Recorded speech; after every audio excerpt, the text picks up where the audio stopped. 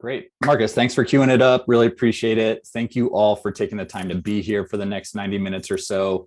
Really excited to get started and jump into some of these things. Talk a lot about content, about website impact. Hopefully that's why you're here. That's the thing we're going to be focusing on today. So in terms of what we are focused on, objectives for today, number one is really the crux of all of this is to present to you all, how can we build capacity at your organization?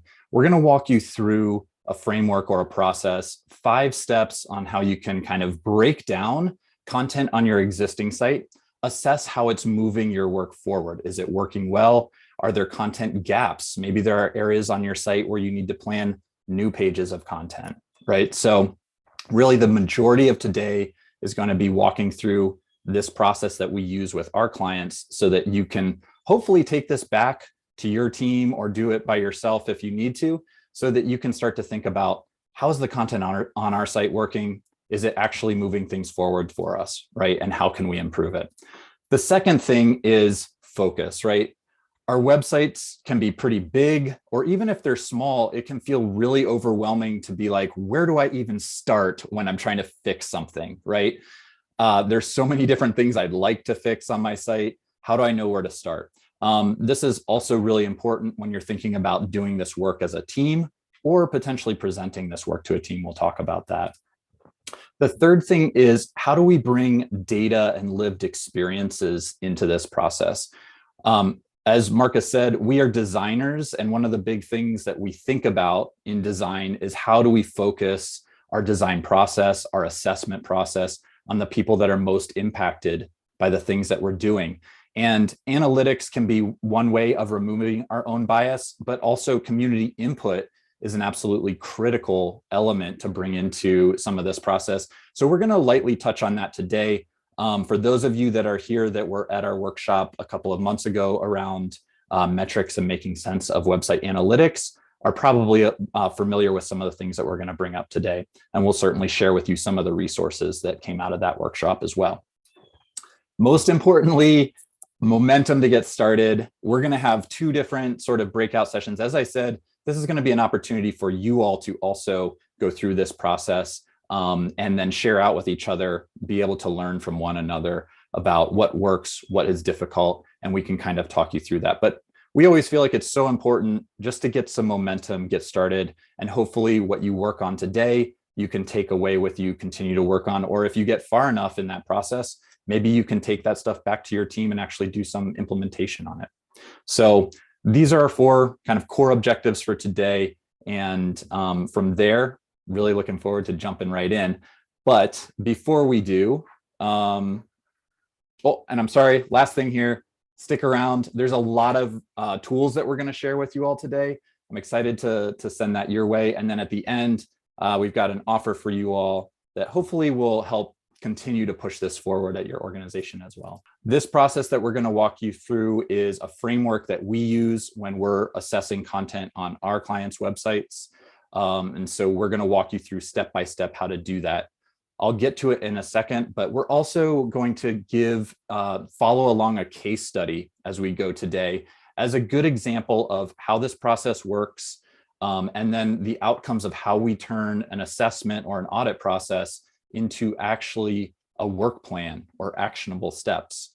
Our framework really has 3 different sections in it, and they are organized, right? This is going to be the thing of how do we get everybody on the same page, right? How do we organize our assessment process? What content are we spending time on rather than feeling overwhelmed to try and assess everything? And what goals are we measuring against, right? This is the other thing that I heard in the chat is, how do we know what success looks like? Is it a metric? Is it a user's experience? Is it a particular transaction or thing that people are doing? This organization part is really important to get everybody on the same page so that we can then go through analysis or the audit, which is the second section. How do we assess against benchmarks, right? Are there particular metrics or other websites we can look at? We're also going to dig into, at a page level, what is working and what is not? Where are there opportunities? And then lastly, and I think most importantly, how do we get the whole team on board to take action around these ideas? Where do we get the right resources from? How do we prioritize our work? Because oftentimes if we have 10 different things that we think are really important, how do we know where to start, right? Especially as a group, as we're working together as a group, how do we organize that? So we're going to go through these step by step. I'm going to talk to you about some things to consider. We're going to give you like a case study to think about as we go through this. After the organized section, we're going to do a little bit of an activity for you all where you have a chance to do this work on your own. We'll come back, do the analysis section and the action section. And at that point, then we will have another breakout where you can practice this. So with that, I want to introduce the case study as we're getting into this. Many of you are probably familiar with the ACLU as a national organization. You may not know that they actually have local affiliate offices as well. And so the ACLU of Northern California has been a long-term partner with Rooted over the last 10 or 12 years at Rooted. And we've worked a lot with them in terms of thinking about how their website content works, what success looks like, and how we might be able to improve it over time. You can imagine that web experience and content strategy has changed a little bit over the last decade. And so this is, we'll show you how things can evolve over time.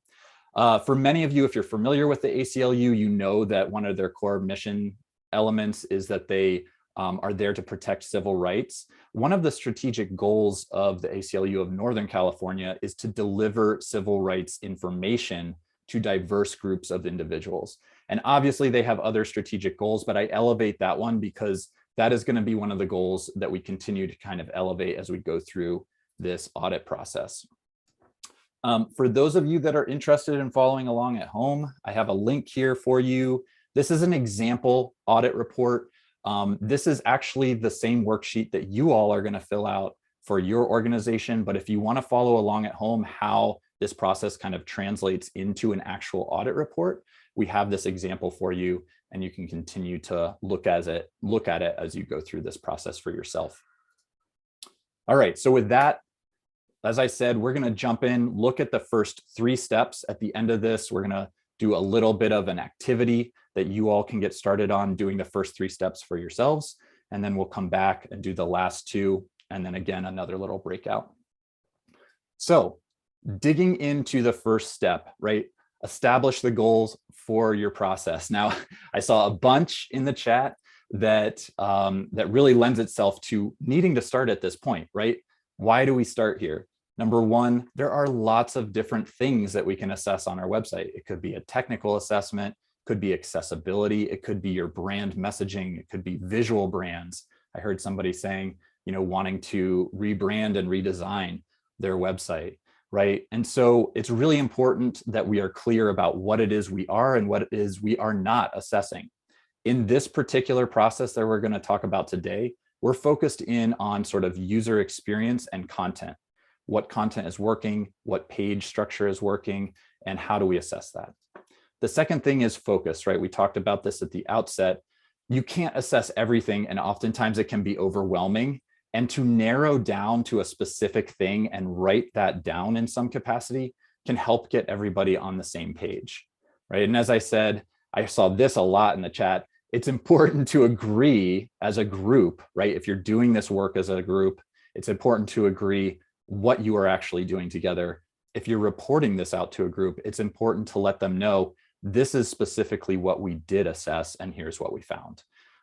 If people bring up things outside of that, that's fine. We can put a pin in it and look at it later, but we're simply reporting on the things that we specifically were looking at. One of the things that we find is a really good tool for setting your goals is to start with a guiding question, right? And be as specific as possible when you construct that question. So we find there's a couple of elements that are really important when you're building out that question. Number one is make it time bound, right? What time range are you looking at? Are you looking at last week, last month, last quarter, last year, the last 5 years, right? So it's really important to say what time frame we are looking at. What content are we looking at? Let's be specific. Are we looking at the homepage? Are we looking at the blog section, your events calendar? Specifically, what content are you looking at so you can be really focused? Is it a single page? Is it a group of content? Is it maybe a website functionality that you're assessing? But be as specific as possible in the question as you generate it. And then lastly, make it relevant to a goal. It's all well and good to say, is this button more effective when it's blue or green? But if that doesn't connect to some sort of strategic goal, you probably don't want to waste your time looking at that. Make sure that the question you're asking is relevant to a strategic goal that you have, so that you can make improvements that are going to push your website forward and push your mission forward. So when we break this down for our example, we came up with a guiding question of, during the last year, did the Know Your Rights section of our website effectively deliver civil rights information to a diverse group of users, right? Again, really highlighting these three different elements, and specifically important to make sure that it's relevant to that strategic goal that we elevated at the outset when we introduced the organization. For those of you following along at home, we did put a link to this audit example, and you'll see in the audit that we wrote out our guiding question right in the top of the report. And as we move through the rest of this process, we're going to continue to sort of highlight how this information that we gleaned from this process is being elevated in the report. So second step in this is selecting the content, right? I mentioned before that the question can either highlight a single page or a group of pages. If your question references just a single page, for instance, is our homepage effective in moving people to our donate page? Then you don't have to worry about selecting a single page, right? The whole part of this process is going to be drilling down at a page level to look at a single page. If you do have a group of content, for instance, in our question, we talked about the Know Your Rights group of content, then we need to start to think about, out of that group of content, how do we select a single page to get started? So here are a couple of things that we like to think about when we're starting to look at a group of content and say, we're going to start with this page, and maybe we do 5, 10, or 15 more of these types of pages to assess how effective they are. So the first thing that we like to do, and this gets back to this idea of liberatory design, is we like to ask the people that own the content, or the people whose programs or experiences are most impacted by the content, right? Oftentimes we think as communications team members or professionals that we have to own all the content. In fact, it's really important, if a piece of content impacts a program or a community, that you get their input as well. So if you have a program or a development office or something like that whose content you're assessing, go to them and ask them, what's the most valuable piece of content on our website? What's the piece of content that impacts your community the most? Secondly, the thing that I like to do oftentimes is, and this can be a little superficial, so take this in combination with these other factors, is prioritize by the number of visitors. If you have a page that gets a lot of traffic within the content group that you're looking at, oftentimes a larger sample of traffic can help you assess and see trends easier. And also, when you make changes to that content, you're going to be able to see those changes more quickly, right? And then second to last thing here is, was this content available during the time frame of your guiding question? So in our case, we said last year is the Know Your Right, did the Know Your Rights content effectively deliver information, right? If I'm assessing this page and it was only published last week, that's not going to work very well. So make sure that the content has been published in the time frame of your question. And then lastly, it's, as Marcus said, put aside perfection, right? This is something that we talk about a lot at Rooted. It's more important to get started than it is to pick the perfect page to get started with. As I said before, if you're looking at a group of content and how effective it is, you're probably going to look at a number of different pages in that section of your site. So it's more important just to get started than it is to pick the quote unquote right one. So when we look at this in terms of how we did this in our case study, the things that we consider were, number one, we had a page that had really high traffic that entered the site through it. We looked at our metrics and we said, hey, this looks like a good place to start. Programmatic impact, right? This is that liberatory design concept again. Who is being impacted by this? The content that we selected was very relevant to current events and very relevant to the program and their goals. And then lastly, this page had been published for quite a while, so it does get covered in terms of the was it effective last year question. So with that, we selected our Know Your Rights Abortion Access in California page on the ACLU site. And you'll see in our audit report that that URL was pasted in there. The last part of this organized section is what is it that we are actually assessing, right? And there's a couple of different steps to this, and we can walk you through them really quickly here. Number one is we have websites that are composed of lots of content, whether it's 10 pages or it's 20 pages or hundreds or thousands of pages of content. All of these pages have different goals. They have different purposes, right? Your blog post has a very different purpose than your homepage. And so if you go out into the user experience world and do a little research on this, you'll find that there typically are kind of 4 different categories of content that we find on websites. The first is informational. This is content like your blogs or maybe your resource pages. Maybe you have educational material on here. But really the purpose of these pages is to deliver information that answers a question or a pain point, or maybe provides some sort of technical knowledge to folks. It also typically is a place where we see a lot of new users enter our site. So they can be really great ways to attract new users to your organization. The second type of content that we typically see is called investigational or investigation content. Some examples of this are things like your about page, or maybe your staff page, your our work page, or like annual reports. These tend to be pages where people are going to understand more about who you are as an organization, maybe what your core values are, what types of programs you have, what types of impact you have. Really, this is an area where people are sort of assessing who you are and investigating whether or not they want to have a bigger relationship with you in some capacity. The third is navigation. These are things like your homepage. Maybe it's a key landing page on your site, but really the purpose of these pages is to help people figure out what information they want in their next step in their journey and then get them to go there, right? So if you're interested to understand if your homepage is effectively getting people to your volunteer program, that is the purpose of that, right? We want to get people to navigate away from these pages towards the information that they are trying to do or the transaction that they are trying to make. The last type here is our transaction page. These are things like your donation page or your events calendar maybe, or I'm sorry, your events page where people are RSVPing. Maybe it's an advocacy page where you're asking people to fill out a petition. But really the purpose of these pages is to get somebody to complete a specific task or a specific transaction. So for us, when we thought about the Know Your Rights content on the ACLU site, we decided that the informational pages was really the category that we were looking at here.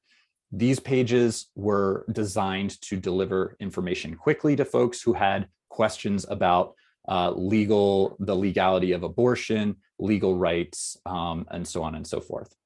The second thing, which came up in our chat, so I'm excited that it did, was who is the audience for this content, right? Again, we have lots of different content on our site. Not every piece of content is for every person within our community. So 3 different things that we like to think about when we define audiences. Honestly, if you, this is fairly surface level. And so if you don't have really clear definitions of your audiences within your organization, there's a lot of resources that we have. I'm happy to share with you. Feel free to reach out if you're looking for that. But this is relatively surface level when it comes to a content assessment. The first thing we consider is, what's our current relationship with this person? Do they trust us? Are they just coming to the organization? They don't know who we are, right? Have they already come to our website before? They're a returning user. Maybe they engage with us in some other capacity and they came to the site through an email or a social post, or maybe they are a very loyal person that is really just coming to the site to complete their annual gift or to check up on news or something like that for the organization. So understanding their relationship to you and how much they trust you is really important. What are they looking for? You know, again, we talked about those different categories of content. Some people might be looking for information. Some people might be looking for completing a really simple transaction, right? Some people might just be looking for updates of what your organization is up to. And then lastly here, this is typically, I feel like this is overlooked, and that is environmental factors. Is this person sitting at a desk in an office? Are they on a phone on a subway? Are they, at a protest on their phone? Are they in a stressful situation, like, they just had somebody contact them and they need to find out information really quickly, or maybe they need services in some way really quickly. So environmental factors are really an important thing to consider. And oftentimes these are guesses, but we can also try and talk to our users doing stakeholder interviews or surveys, right? So in our case, we have a lot of new users coming to our site. They're looking for trusted information and possibly in a stressful situation because they're coming to a page that's about abortion legality. Maybe they're trying to search for information for themselves. Maybe they're trying to search for information for someone else that they know, right? So these were sort of some of our assumptions about the audiences that were coming to the page that we selected.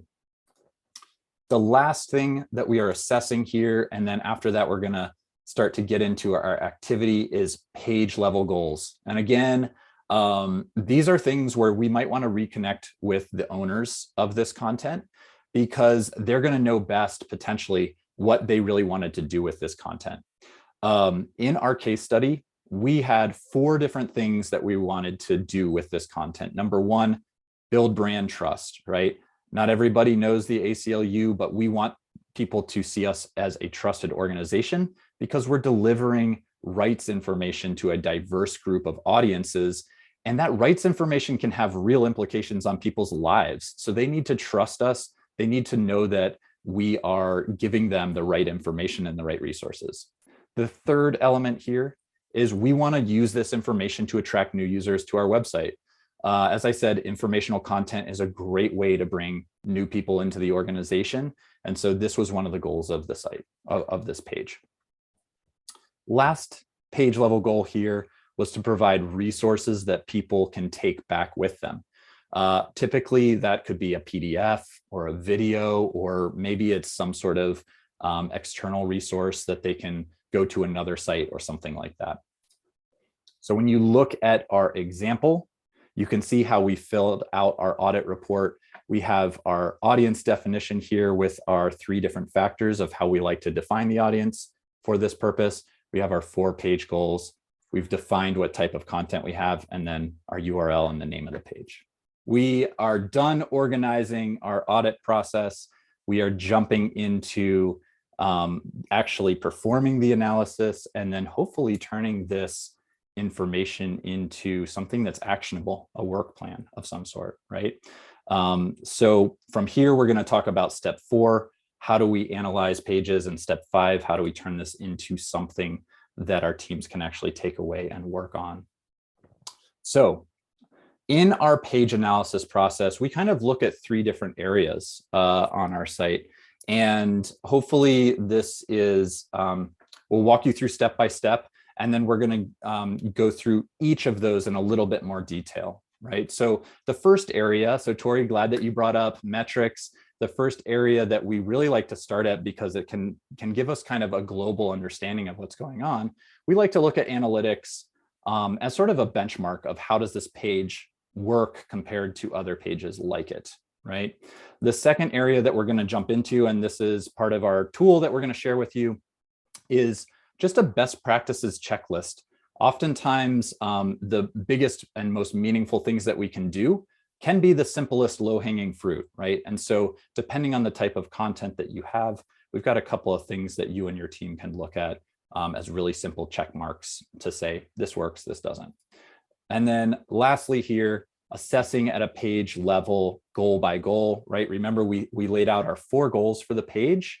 And we're going to go through each of the goals and say, this works well in this goal. This is where opportunities are.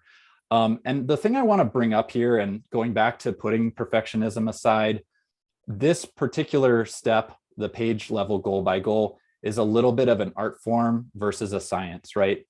It's going to be one of those things where as you exercise this muscle, it gets a little easier over time. So if you feel like you're running into a wall when you do it the first time, don't get frustrated. Just keep on, keep trying more and more and more. You can always come back to a page and audit it again. So let's dig down into each of those at sort of a more detailed level, right? Using analytics as a place to get started, kind of benchmarking. What are some of the things to think about when we're going through this process? Number one, what type of content are we looking at, right?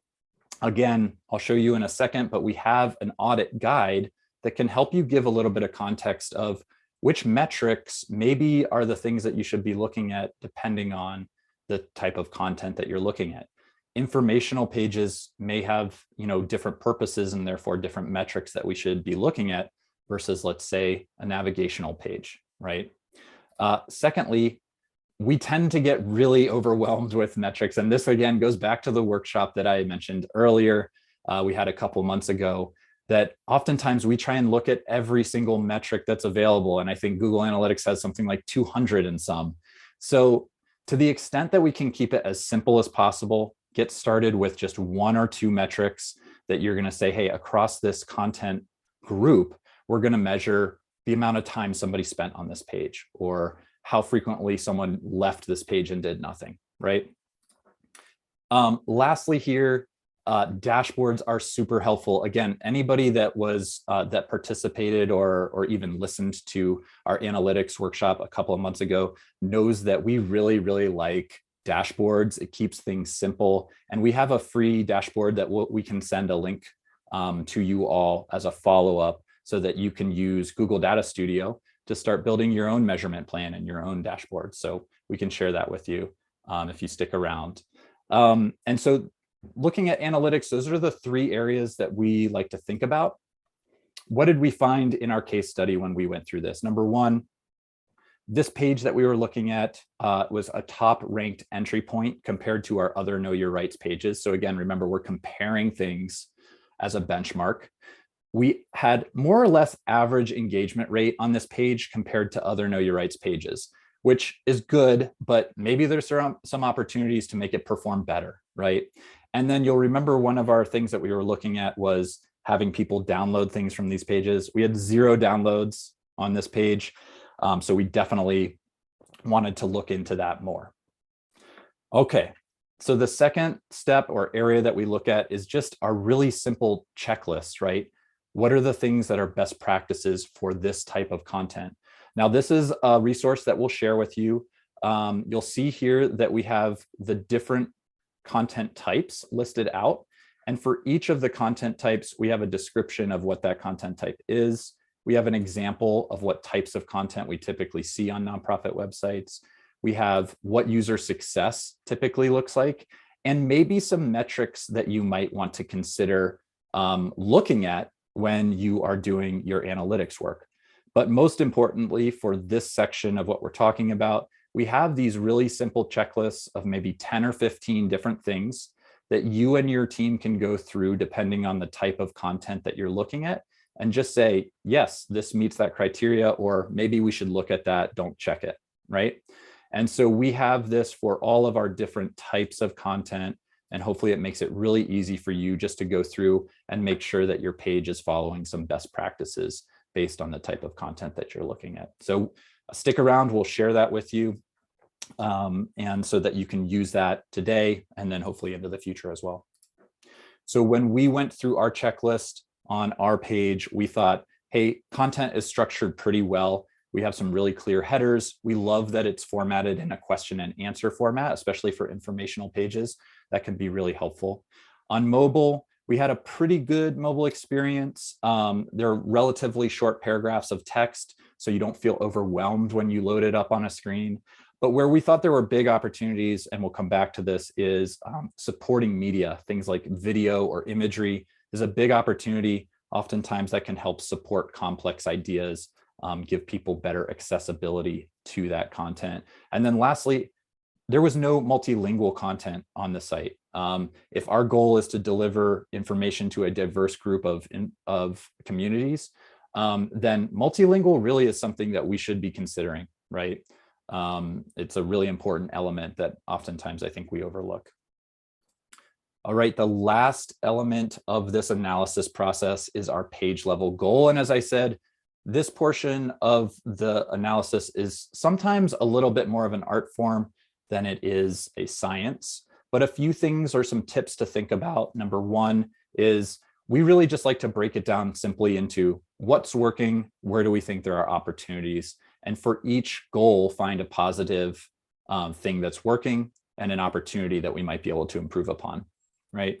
Number two, I think oftentimes we get really obsessed with only staying within our own sites, but there are, billions, and I don't even know how many websites there are out there in the world, but there's a lot of opportunity to find inspiration from other sites. These could be peers. These could be sites that aren't even nonprofits, right? And I'll bring that up in a second.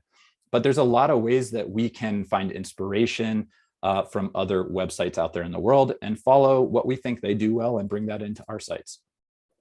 And then lastly, in our audit guide, we do have some content strategies to consider. So down below our checklist, we also have some recommended content strategies that you might want to consider based on the type of content that you're working with, or even specifics around some of the transaction sites, like if this is an event, consider this. If this is a donation page, consider this. Okay, so that audit guide can be super helpful in going through this process. So let's dig down in terms of what we found in our case study. Number one, remember our page goal was, number one was trust, right? We wanted to build trust because if people don't trust us, then the information we're trying to deliver to them, they may or may not want to use it, right? And so we want to make sure that we're helping folks move things along. Our opportunity, we felt, was highlighting authors' credibility to boost that, that sense of trust, right? And where we found inspiration was on WebMD. This isn't even a nonprofit, but what you can see if you go to WebMD is on every article, they reference that this has been medically reviewed by a doctor. And if you click on that link, it takes somebody to that doctor's profile. What UX research shows, and this isn't Rooted's research, but it is common research out there, that trust really comes along with social proof and with credibility. And so by elevating the person who is basically owns this information and has reviewed it for accuracy, that helps people trust that it is information they can use in their lives, right? WebMD is solving medical problems for people. So obviously we want to make sure that they trust. So when it comes to civil rights information, we want to also try and create as much trust as possible with those people. Our second goal here was to deliver information to a diverse group of individuals. So what we really liked, and I mentioned this before, was the content structure. You'll see that we have sort of a question and answer format to our page content. And we really, really liked that we added in this jump menu that kind of follows you down the page on the side, so that if you are interested in these different categories, you can quickly and easily go down to them and just generally see overall what's on the page. It makes it really easy to digest. We mentioned before that our opportunity is in this supporting media area. Specifically, the video is something that at Rooted we talk a lot about, because video, number one, can be an accessibility, can support accessibility. If you think about people who are maybe in a situation where they can't spend all of the time to read a really long page, video can be a really good way to deliver information to people verbally so that they can understand, or maybe they learn through different modalities. Video or audio can be a really great way to support that. We also know from research, again, this isn't Rooted's, but when people are in stressful situations, their IQ can drop 20 or 30 points. And so if somebody's really stressed out, being able to read a complex document might be something that's hard. So video and audio can be a really great way to support that. Imagery also is a great way to communicate and support the communication of complex ideas, right? So we felt like these are big opportunities. The third goal we had was resource downloads. Now, as we mentioned at the outset, we didn't have any resource downloads on here. Unfortunately, for a really obvious reason, we didn't have any resources that people could download. So we just felt like a real clear opportunity here was to add a button or a call to action in some way on this page and create a resource that people can take with them. They can share with colleagues, friends, clients, whoever, right? But they don't need to come back and find this page in order to take that information with them. And then the last thing in our goals here were bringing new users to our site. Now, we felt pretty good about what was going on because this particular page performs well in a lot of the search queries that we're looking for, or a lot of search queries that people might be looking for this information on. But one thing that was elevated was that the ACLU does participate in the Google Ad Grants program. For those of you that aren't familiar with that, it is a grant program that gives you $10,000 a month of free advertising on Google search. And we felt like there was an opportunity to add some sort of advertising campaign within that account that allowed this page to show up higher in search results. So we've collected a ton of information here, right? If you're following along with the example audit, you can see we went through all of these things. Now, what do we do with it, right? We need to make this actionable in some way. We need to synthesize it into bite-sized pieces. So this brings us into step number 5. And to be 100% honest, there's a ton of information here. What I recommend and what I really like to do is keep this as simple as possible, right? You've already created your report by going through step by step by step.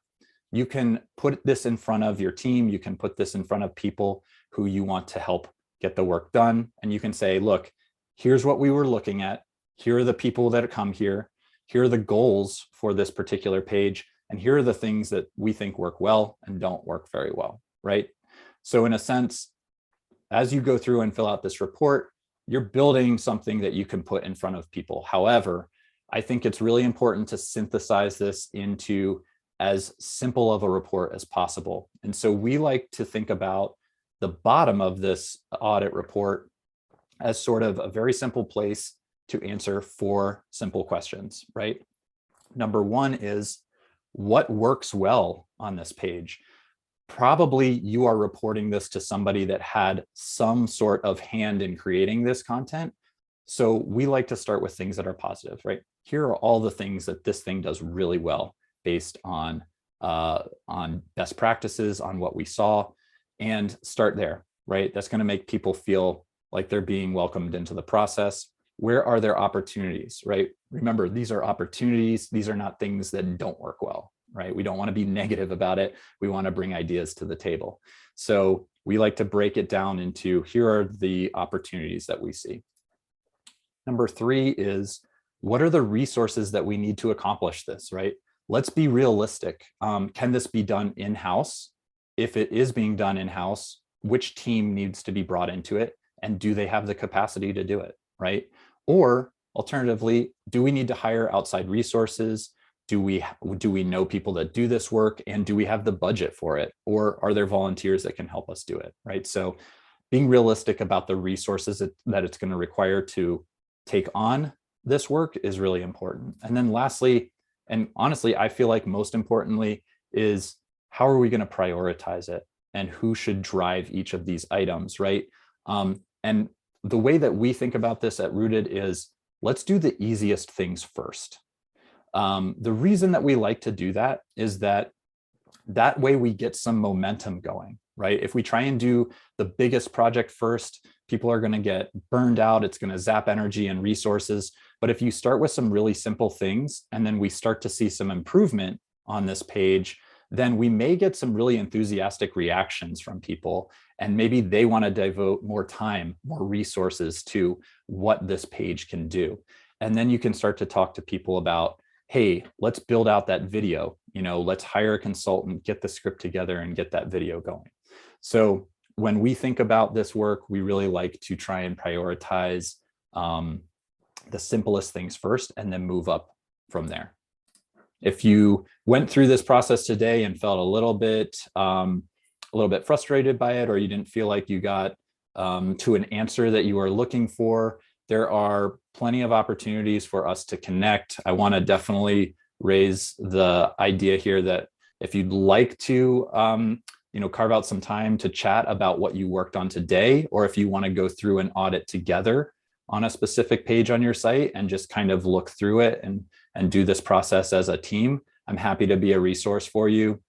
If you just want to kind of go through what you worked on in this workshop and kind of look where there might be opportunities, happy to be a resource for you there. I talked a couple of times about our measurement and analytics workshop that we did a couple of months ago.